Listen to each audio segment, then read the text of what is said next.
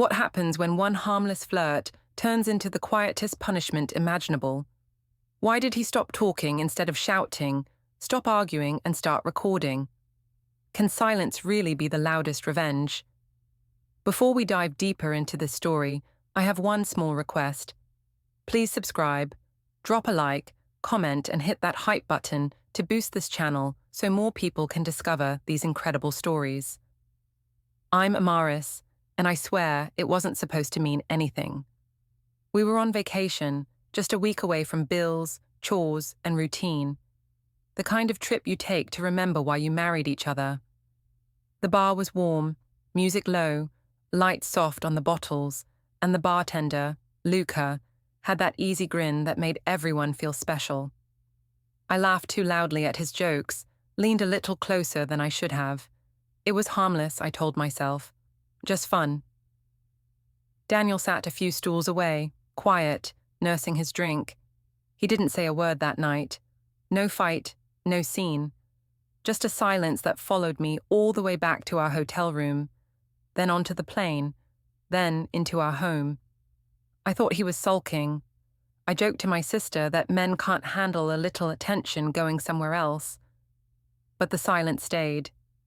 It changed shape, first cold, then calm, then something I couldn't read at all. I didn't realize until much later that silence wasn't surrender. It was structure. And while I kept talking, he started planning. I can still taste the salt in the air that night. The ocean was loud, the kind of steady roar that makes you feel small, like everything you do can be swallowed by the waves. Daniel sat beside me at the resort bar, his glass sweating in his hand. We'd been quiet most of the evening. I said the sunset was beautiful. He said yeah, without looking up. I asked if he wanted another drink. He said he was fine. I told myself he was tired. I told myself I wasn't. The bartender's name was Luca. He had dark hair, that kind of scruffy charm that feels accidental. He made jokes about tourists and how he could tell who'd just arrived by how red their shoulders were. I laughed. It wasn't fake laughter. It was real, bubbling up because for the first time all day, someone looked at me like I existed.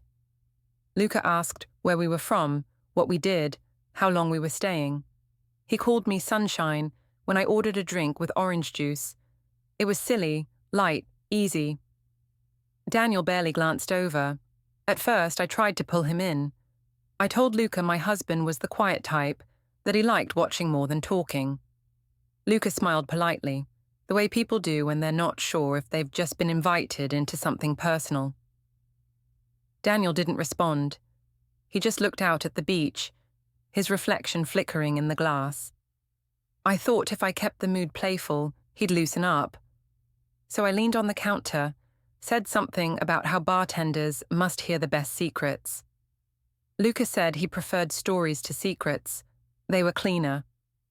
I said, maybe I'll give you one later. He grinned. Daniel's jaw moved once like he wanted to speak, but nothing came out. I told myself it was harmless. Married people flirt all the time. It's just energy, not betrayal. I'd been feeling invisible for weeks.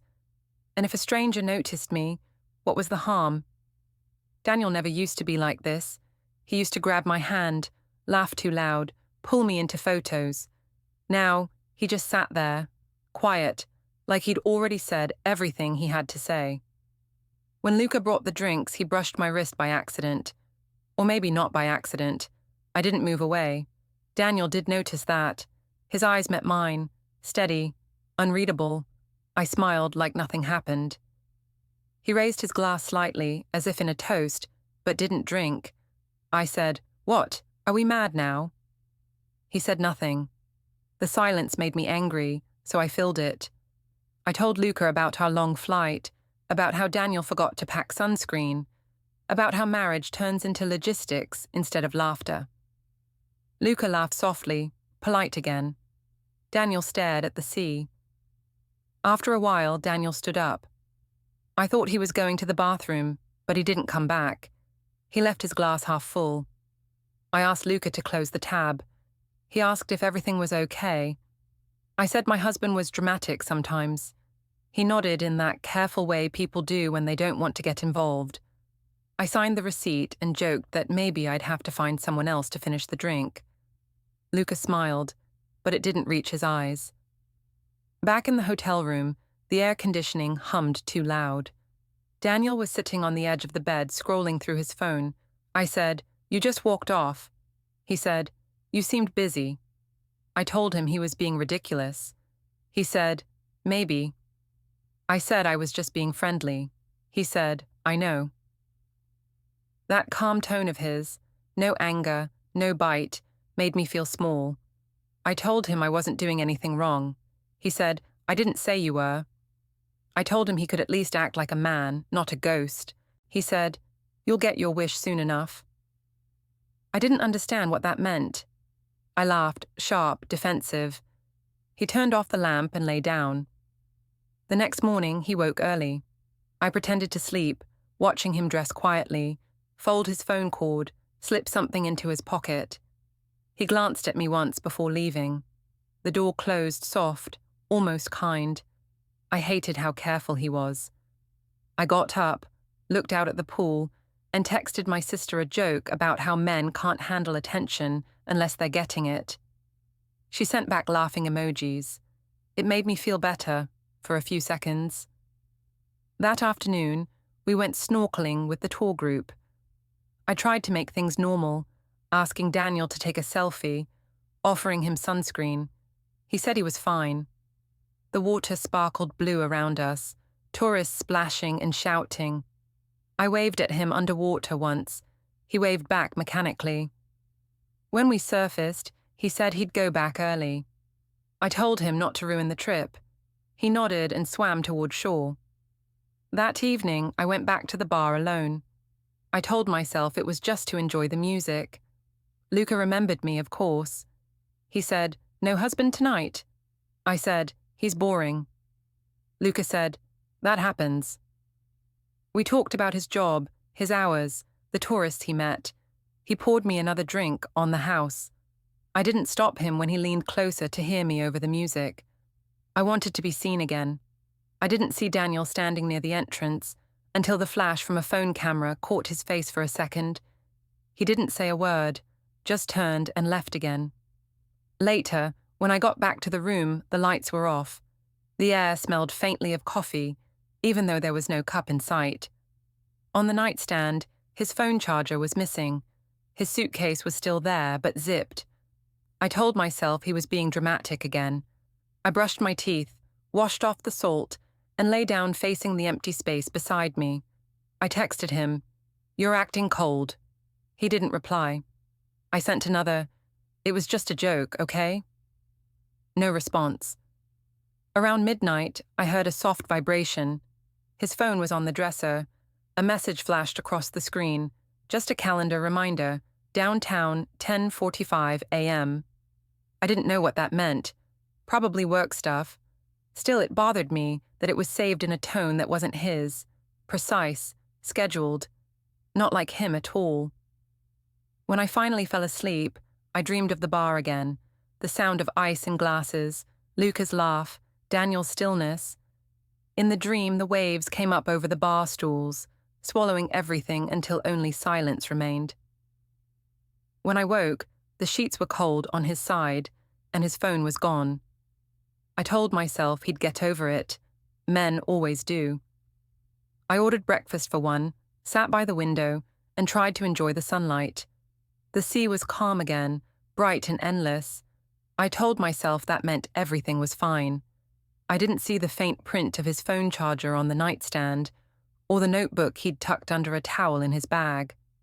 I didn't see the neat, careful handwriting waiting inside it. Observation 1, Resort Bar, 9:30 p.m. I just kept telling myself nothing had really happened, and that silence always fades if you ignore it long enough. The flight home felt colder than the air conditioning could explain. Daniel sat by the window with his earbuds in, the screen of his phone glowing pale blue. I was in the aisle seat, half pretending to read the in-flight magazine. Between us, the untouched bag of pretzels might as well have been a wall. Every few minutes, the hum of the engines filled the space where conversation should have lived. I kept telling myself he'd cool off once we were back home. Vacation fights don't count, I thought. They dissolve once the suitcase hits the floor. The stewardess asked if we wanted coffee. I said yes. Daniel shook his head. When she walked away, I said he was being dramatic. He didn't respond. I asked if he planned to give me the silent treatment for the entire flight. He said quietly, "It's not silence, it's reflection." I rolled my eyes. Who even talks like that? I told him he should write fortune cookie quotes for a living. His mouth twitched, maybe almost a smile, but then he went back to looking out the window. Below, the ocean glittered like shards of glass. When we landed, I pulled out my phone. My sister had texted, "How's paradise?" I typed back, "Fine, except he's in one of his moods." She sent 3 laughing emojis and wrote, "You always win these things. He'll apologize by dinner." I believed her. He always did. At baggage claim, Daniel stood a few feet away from me, his hands in his pockets. He wasn't checking his phone anymore. He just waited, still and distant. I wanted him to break first, to admit he'd been unfair. When our suitcase rolled by, he grabbed it without a word. I followed, dragging my carry-on. The rhythm of the wheels on tile was the only sound between us. Outside, the airport air smelled like fuel and rain. He hailed a cab. I said I could call a rideshare. He said the cab was fine. The driver asked if we were heading to the same address, and Daniel said, "For now." I shot him a look. He didn't notice. He was busy setting an alarm on his phone. I glimpsed the title for half a second, Downtown, 10:45 a.m., before the screen dimmed. I asked if he had an appointment. He said, "Just errands." I said, "Since when do you schedule errands to the minute?" He didn't answer. The driver turned up the radio, some talk show about financial planning. Daniel listened like it was fascinating. I stared out the window at grey clouds rolling in. Back home, everything felt smaller. The house smelled faintly stale, like absence. I unpacked while he showered. When he came out, he'd already hung his travel shirt neatly in the closet. I left my clothes piled in the suitcase, too tired to care. He asked if I wanted dinner. I said I wasn't hungry. He said, "You should eat something." I said, "Don't start acting like my doctor." He said, "I'm not acting." I turned on the TV just to make noise. He disappeared into the study. After a few minutes, I noticed a low hum, the printer running again. I called out, asking what he was printing. He said, "Just receipts." I said, "You could have done that later." He didn't answer. I muted the TV.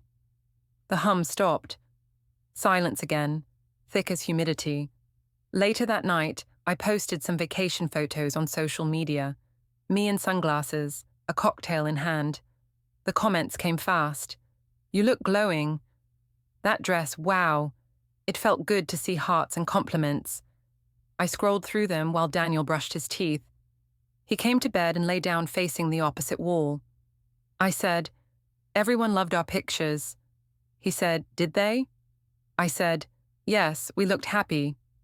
He said, "That's what pictures are for." Then he turned off his lamp. The next morning, I found him sitting at the kitchen table with his laptop open. He'd already made coffee. 2 mugs sat on opposite sides of the counter, his spotless, mine still half full. He asked if I was working today. I said I might take the morning off to unpack. He nodded and clicked something on his screen. The faint sound of typing filled the room. I asked what he was doing. He said, "Organizing." I asked, "Organizing what?" He said, "Details." I laughed, called him obsessive. He said, "Maybe." I went upstairs to shower. When I came back down, he was gone. A note on the counter said, "Out for errands." Back later. Beneath it, I noticed a small stack of envelopes with neat handwriting, labels like utilities, insurance, bank. He'd never been that tidy before. I thought maybe guilt made him overcompensate. I texted Mara to complain. She replied, "He's just pouting. Give him a day." By evening, he was home again, quieter than ever. We ate in near silence, the only sound the fork against ceramic. I asked if he wanted to talk. He said there wasn't much to say. I told him he could at least admit he overreacted. He said, "To what?" I said, "To nothing, that's the point." He didn't look up.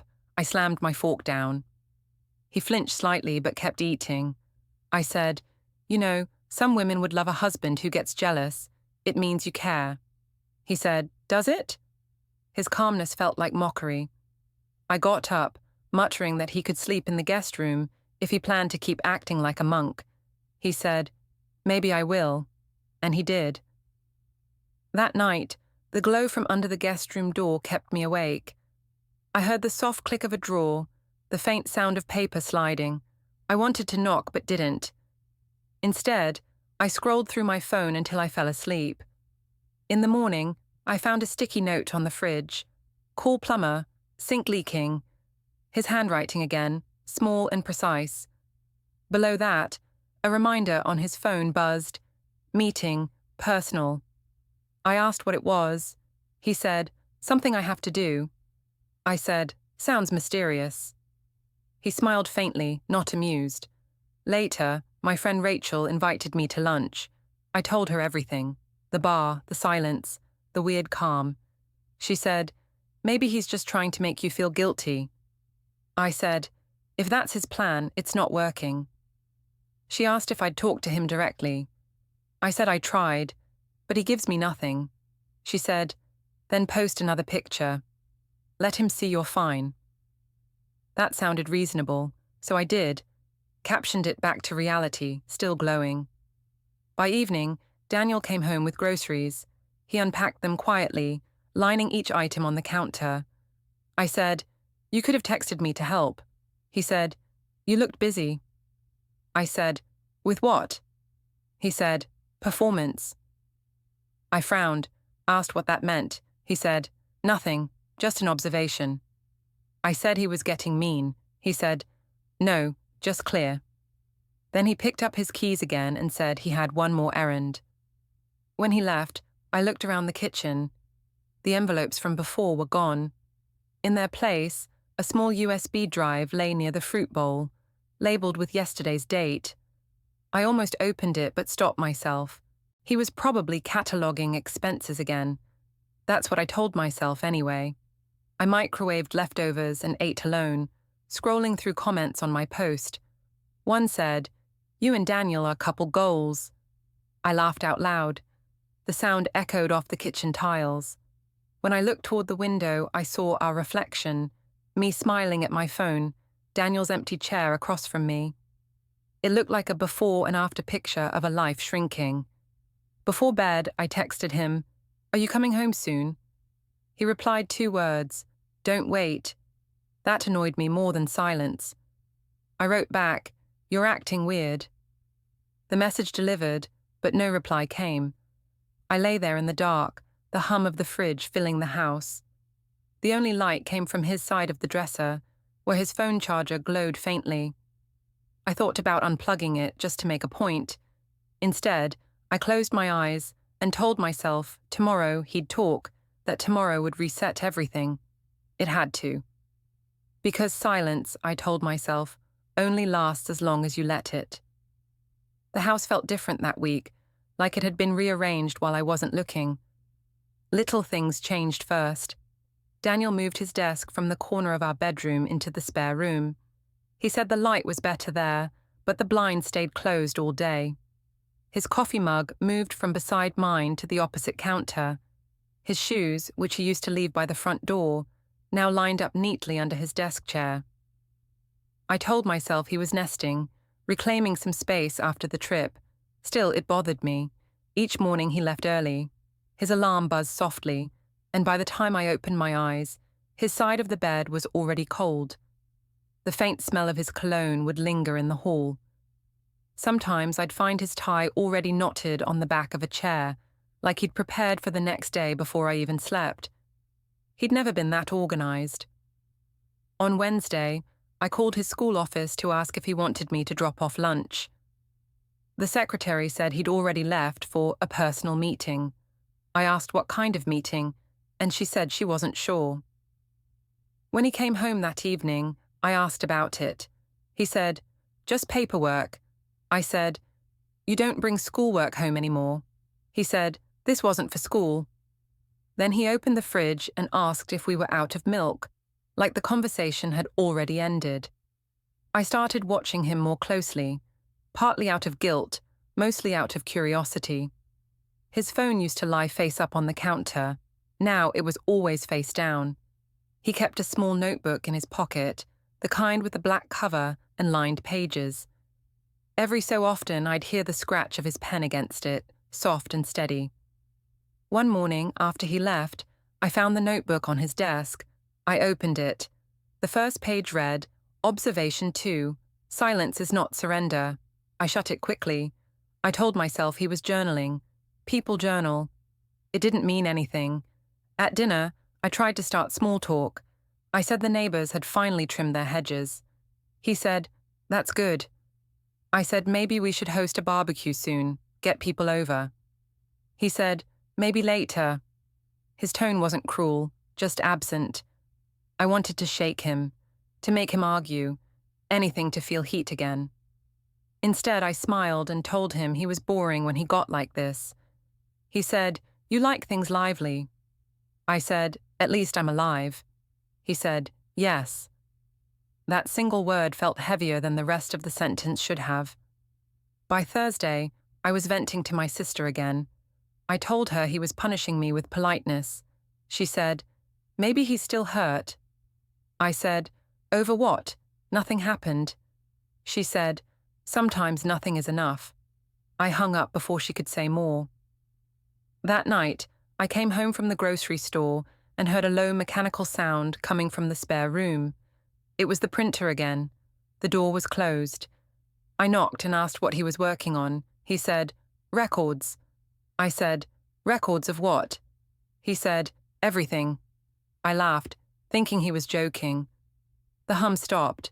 He opened the door slightly, enough for me to see neat stacks of papers on the desk. The air smelled faintly of toner. I said, "You're really committing to this mysterious vibe." He said, "I like things documented." Then he closed the door again. The next day, while cleaning, I noticed new folders in the drawer beneath the printer. They were labeled in neat handwriting: household, utilities, bank, insurance. I told myself it was responsible of him, that maybe he'd finally taken an interest in managing things. Still, something about the order of it all made me nervous. I slid one drawer open further and saw a flash drive taped to the underside of a folder marked taxes. The label had a date written in small print. That date was the night at the resort bar. I pulled my hand back quickly, my heart racing for no reason I could explain. At dinner, I mentioned it casually. "You've been reorganizing everything, huh?" He looked up from his plate and said, "Trying to." I said, "I saw that flash drive taped under your folder. Dramatic touch." He didn't even blink. He said, "It keeps things from getting lost." I said, "Like what things?" He said, "Truth." I laughed nervously. "You sound like a movie character."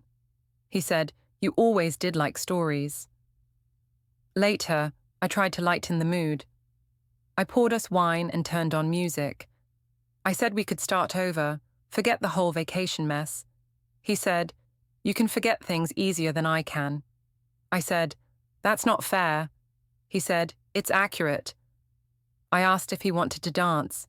He said, "No." The song kept playing while he cleared the table. His calm movements made me feel like the only person still in motion. Saturday morning, I woke up early to find him in the living room, laptop open, spreadsheet on the screen. I asked if he was working. He said, "Sorting." I said, "Sorting what now?" He said, "Accounts, timelines." I said, "You're acting like a detective." He said, "Detectives find out what's true." I said, "You already know what's true." He said, "Do I?" I snapped that if he didn't trust me, maybe he should leave. He said, "That's not how this works." I said, "Then how does it work?" He said, quietly. Then he closed the laptop and went upstairs. The rest of the day, he barely spoke. He cleaned the garage, organized shelves, replaced light bulbs. When Sophie came home from her friend's house, she noticed. She asked if Daddy was mad. I said, "He's just tired." She said, "He doesn't laugh anymore." I told her adults get serious sometimes. She nodded, not convinced. That evening, I tried again. I sat beside him on the couch while he read something on his phone. I asked if we could talk like normal people. He said, "We are talking." I said, "No, you're performing politeness." He said, "You like performances." I said, "This isn't funny anymore." He said, "I didn't laugh." I asked if he was planning to stay angry forever. He said, "Anger burns out. I'm past that." I said, "Past what?"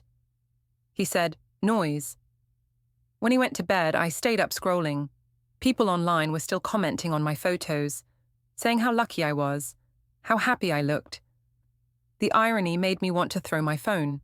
Instead, I posted a story with a caption, "Married life and communication right." Within minutes, friends replied with laughing emojis. For a second, I felt better. From upstairs came the sound of drawers opening, then closing. The faint click of something locking followed.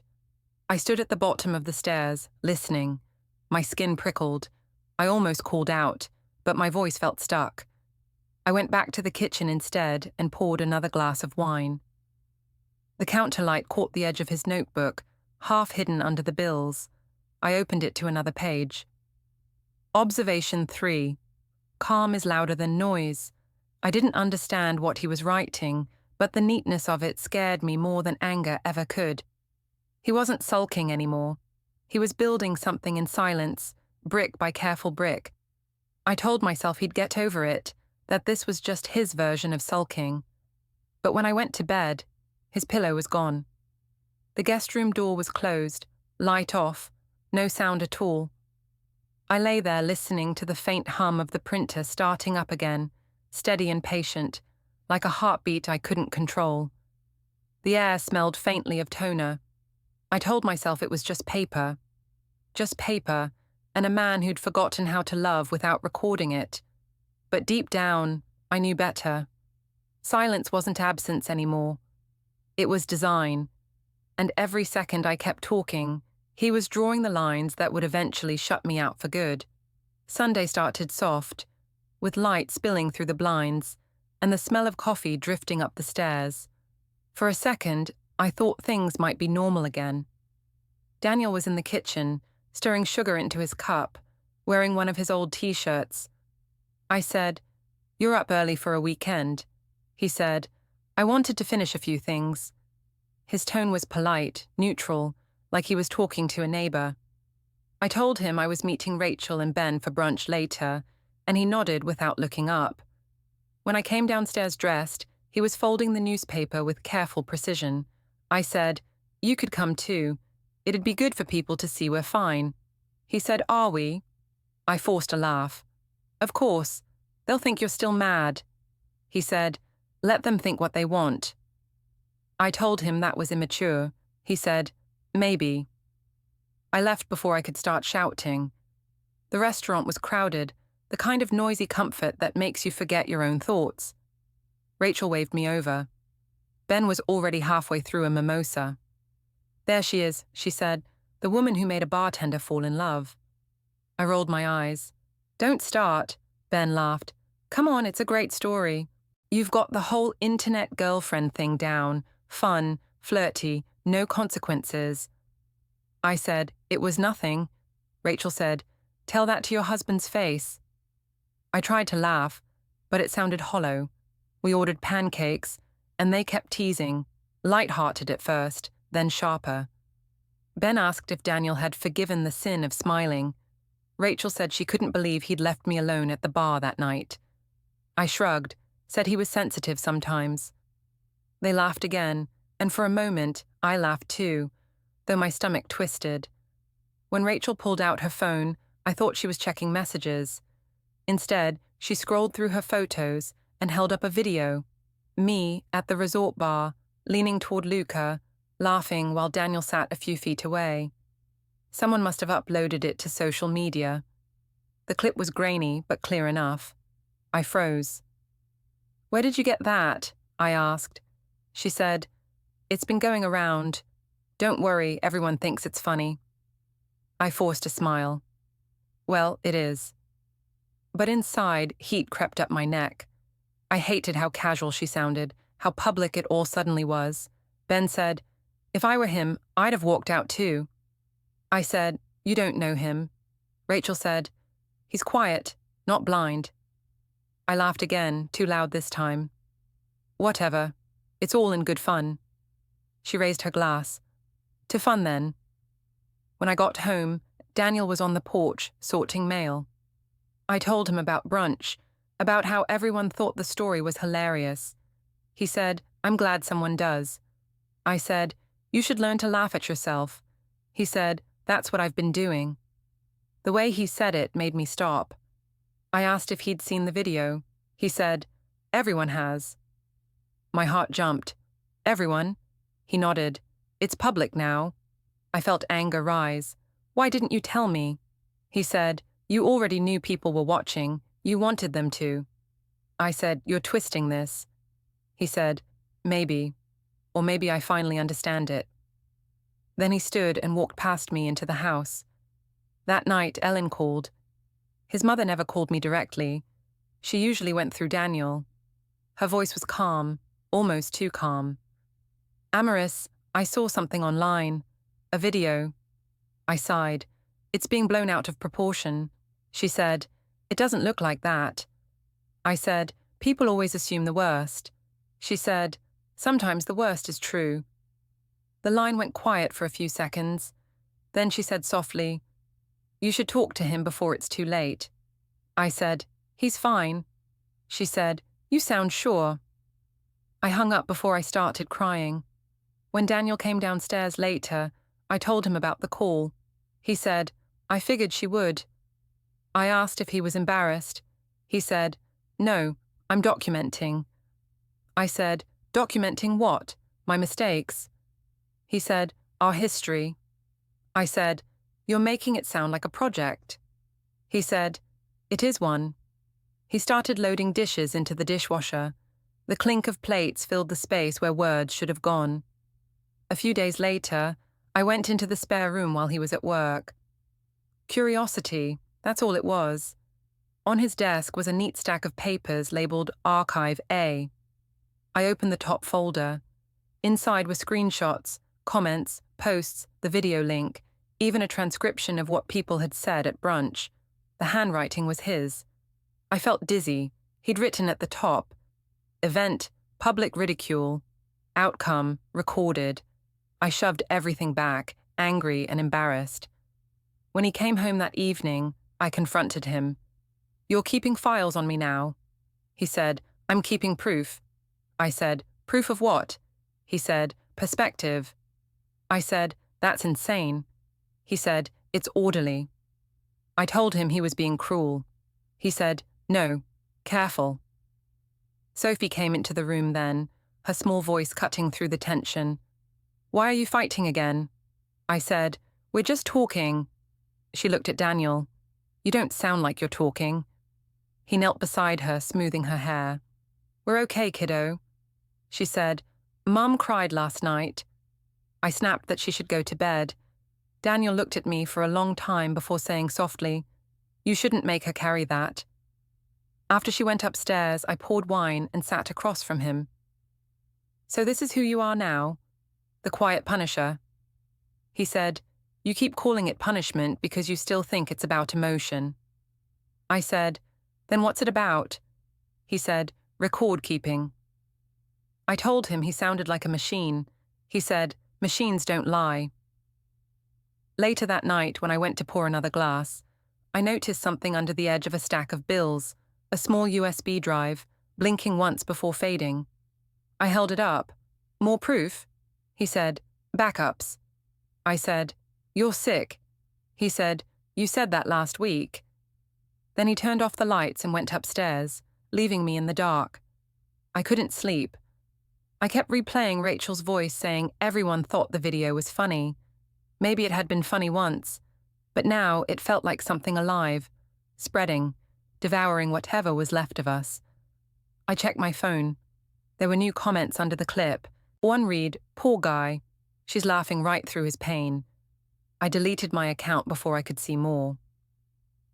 The next morning, Ellen showed up at the door unannounced. She looked tired, but her tone was polite. "I'm taking Sophie for the afternoon. Daniel asked me to." I said, "He didn't tell me that." She said, "He said you'd be busy." I said, "Busy with what?" She didn't answer. Sophie hugged me quickly and left with her grandmother. When the door closed, the house felt too large. Daniel came home later, calm as ever. "Mom took Sophie," he said, as if it were news to him too. I said, "You asked her to." He said, "I wanted her to have a normal day." I said, "And I'm abnormal?" He didn't answer. I shouted that he was rewriting reality. He said, "That's what you've been doing for years." I threw the dish towel at the counter. He didn't flinch. When he went upstairs, I sat at the kitchen table staring at the empty doorway. I told myself I'd apologize in the morning, that we'd figure it out. But part of me already knew something irreversible had started. His calm wasn't distance anymore. It was direction. Each folder, each label, each quiet word was a step toward somewhere I couldn't follow. That night, I dreamed of being underwater again, hearing faint music and laughter above me, while my lungs filled with silence. When I woke, the only sound in the house was the soft hum of the printer, steady and unbothered, as if it knew exactly what it was doing. By Monday morning, the silence had turned into routine. Daniel left before sunrise, his coffee mug rinsed, his desk empty. The guest room door stayed closed, but I could hear the faint shuffle of paper from behind it when he was home. Every sound became suspicious. Drawers closing, keyboard clicks, the low hum of the printer starting again. I told myself it didn't matter. He'd tire himself out eventually. Still, something about the precision of it all made my stomach knot. At breakfast, Sophie asked if Dad was mad again. I said, "He's just busy." She looked at me for a long time, then asked, "Did you do something bad?" I choked on my coffee. "Of course not." She nodded, unconvinced. When Daniel came downstairs, she ran to hug him. He picked her up easily, smiling in that calm, distant way. I waited for him to look at me. He didn't. After he dropped her at school, I searched his office again. I knew I shouldn't, but I couldn't stop myself. There were new folders, this time labeled Archive B. Inside, everything was arranged neatly by date. My name appeared on every page. Captions, timestamps, even overheard conversations. One sheet had a short note at the bottom, handling to begin soon. My hands shook. I shoved the folder back and closed the drawer, forcing the lock to click like I hadn't seen anything. That evening, when he got home, I tried to act normal. "We need to talk," I said. He said, "We always talk, you just don't listen." I said, "That's not fair." He said, "Fairness isn't the point." I laughed a little too loudly. "You're starting to sound like a movie villain." He said, "I'm following procedure." I said, "Procedure for what?" He didn't answer. He just went to the fridge and poured himself water. I wanted to scream. Later, I called Rachel. She said she hadn't seen him online in weeks, that maybe he was planning a surprise. I laughed bitterly. "Yeah, a surprise audit." She said I was being paranoid. I wanted to believe her, but that night I found a new note on his desk, one word written in calm black ink, properly. The next day, I tried being sweet. I made dinner, even set the table like we used to. When he came in, he paused at the doorway, studying the candles, the wine. "What's this?" he asked. "A peace offering," I said. He smiled faintly. "For what?" I said, "For everything." He sat down but didn't touch the food. "You can't fix what you don't admit." I said, Fine, I flirted. I shouldn't have. Happy? He said, You're not sorry. You're negotiating. I slammed my fork down. You're impossible. He said, No, I'm consistent. The room felt smaller with each word. The only sound was the clock ticking above us. Finally, he said, I'll handle this properly now. I blinked.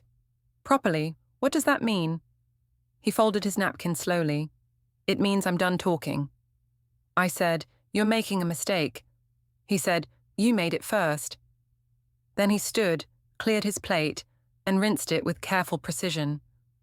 The faucet hissed like static between us. That night, I couldn't sleep. Every creak in the floor sounded deliberate. I lay awake listening for the printer, but instead there was only quiet tapping, faint as a heartbeat.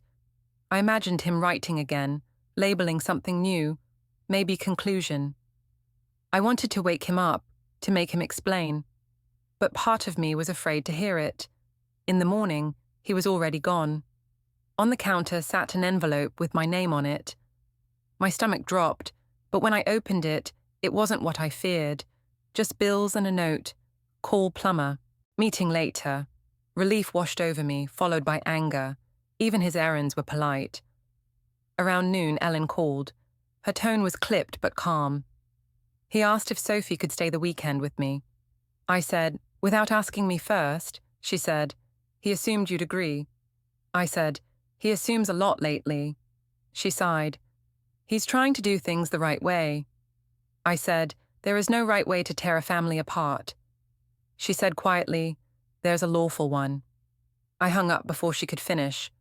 When Daniel came home that night, I waited in the living room. You went behind my back, I said. About what? He asked. Sophie staying with your mother. He nodded. It's just the weekend. I said, You don't make decisions without me. He said, I'm making this one. I stood up, shaking. You're not taking her away from me. He looked at me then, really looked, and said, No, you're giving her space. I followed him into the kitchen, my voice rising. You think you're so calm, so noble. You're cruel, do you know that? He said, You keep calling boundaries cruelty. I said, I'm your wife. He said, That's a title, not behavior. I slapped the counter. Say what you want, but this silent routine is cowardice. He said, If that's what you need to call it, fine. I said, So what now? You'll just document your way out of this marriage? He said, No, I'll document the truth. For a long moment, neither of us moved. Then he said quietly, I'll file it properly. I froze. File what? He looked tired. You'll see soon. I said, You can't just threaten paperwork. He said, I don't threaten. His voice was so soft it scared me more than shouting ever could.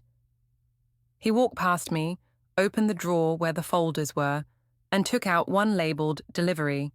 He placed it on the counter. When you're ready to listen, read this, he said. I reached for it, but he stopped me with a hand gesture. Not now. You'll get your copy. Then he picked up his jacket and left. I stood there staring at the folder, my reflection warped in its plastic cover. The sound of his car starting outside made me flinch. I thought about calling Mara, or maybe Rachel, but what would I even say? That my husband was building a case against my personality, that I'd turned a marriage into evidence. The house was quiet again, except for the faint ticking of the kitchen clock. On the table, beside the folder, lay his notebook, open to the last page. There was only one line written there. When noise refuses to stop, law begins. I sank into the chair and whispered, You wouldn't dare. But deep down, I already knew he would. The calm wasn't emptiness anymore. It was preparation. The silence had shape, weight, and purpose. I stared at the folder until the letters blurred, the air thick with the smell of paper and cold coffee. Somewhere outside, a car door shut. Somewhere inside, something ended quietly, without ceremony. I closed my eyes and told myself he'd come back when he cooled off, that no one really ends a marriage over a joke. But the longer I sat there, the clearer it became. He wasn't cooling off. He was finishing what I had started. The courthouse lobby smelled like paper and rain. I wasn't supposed to be here, not really, but Ellen had called that morning asking me to come. Her voice had that calm authority that made it hard to say no. I told myself it was just a misunderstanding, another overreaction from Daniel. I even put on lipstick. I thought if I looked confident, everything else would follow. When I stepped inside, Daniel was already there. He stood by the front desk, a stack of documents in his hand, talking quietly to a clerk. He looked rested, ironed, composed, the exact opposite of how I felt. I called his name. He turned, expression polite, almost unfamiliar. "You got my message," he said. I forced a smile. "You're being dramatic. What's this about?" He gestured toward the papers. "Formal notice." I laughed too loudly. "Formal notice for what? You're not serious." He said, "I'm very serious. It's a separation petition, public behavior clause included." My throat went dry. "You filed this?" He nodded. "Today, properly." I told him he couldn't blindside me like that we were supposed to talk first. He said, "We tried talking. You called it punishment. This is structure." His calmness made me want to scream. Ellen was sitting on a bench nearby, Sophie beside her with a colouring book. My daughter didn't look up. I reached for the papers, but the clerk had already stamped them, one hard, echoing sound against the marble counter. I asked Daniel if this was revenge. He said, "It's relief." I said, "You're ruining everything." He said, "No, I'm preserving what's left." For a second, I wanted to tear the papers in half. Instead, I stood there holding them, feeling the weight of every word I'd ever thrown at him. Around us, people walked past, lawyers, parents, strangers, but the air felt suspended. He turned to Ellen and said quietly, "Take Sophie outside." My daughter slid off the bench, eyes wide, and followed her grandmother toward the doors. When they were gone, I said, "You could have just forgiven me." He said, "You never asked for forgiveness. You asked for attention." The words hit harder than I expected. I wanted to defend myself, but nothing came out. He gave the clerk one final signature, placed his copy into a folder, labeled with the date, and looked at me one last time. "This is the last conversation I owe you," he said. Then he walked toward the exit, steady and sure. I stood in the center of the lobby, still holding the stamped pages. The ink was fresh enough to smudge if I touched it, but I didn't. Outside, the rain had started again, soft and soundless against the glass. It was the first time I understood what silence really meant.